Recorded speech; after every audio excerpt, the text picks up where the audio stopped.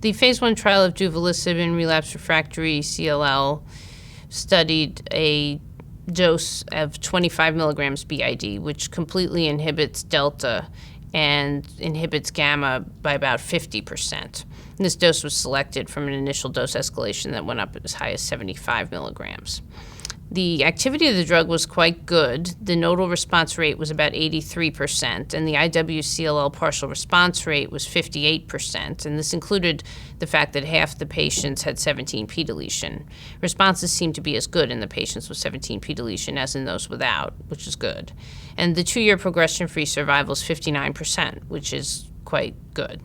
So the early phase 1 data were encouraging with duvelisib in CLL. Ongoing trials with duvelisib include, in particular, the DUO trial, which is a registration trial randomizing patients to duvelisib versus ofatumumab in the relapsed refractory setting.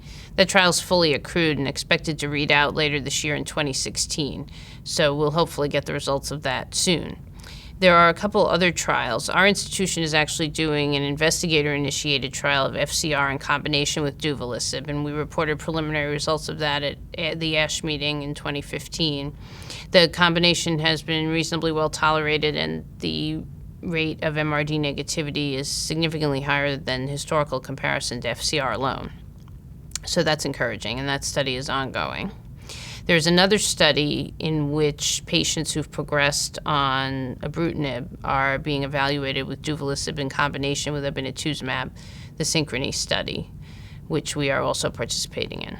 The primary other PI3 kinase inhibitor that's moving forward in CLL is TGR-1202. This molecule is interesting. It's billed as a next-generation PI3 kinase inhibitor because it has a somewhat different structure from idelalisib and duvelisib, and it was felt that it wouldn't cause the transaminitis that can be seen with the other drugs. It has reported phase 1 data with a relatively limited number of patients, although nodal response rates appeared to be high, and progression-free survival was about 2 years. Those data are going to be updated at this ASCO meeting 2016, I believe. The interesting thing about this drug is that there's been less transaminitis and less colitis seen in the relapse setting. And the reason for that is unclear, since it's thought that these toxicities are perhaps directly related to delta inhibition. So it raises the question, is TGR as good a delta inhibitor? Or does it perhaps have some other activities against other targets that may mitigate the effects, the side effects that we have seen with delta inhibitors? I don't think we know this yet, and the science is still relatively rudimentary understanding these toxicities. It will be helpful for the further development of all of the PI3 kinase inhibitors if we get a better understanding of how the immune system is modulated by the different drugs, how this affects toxicity and efficacy, and then also how resistance occurs.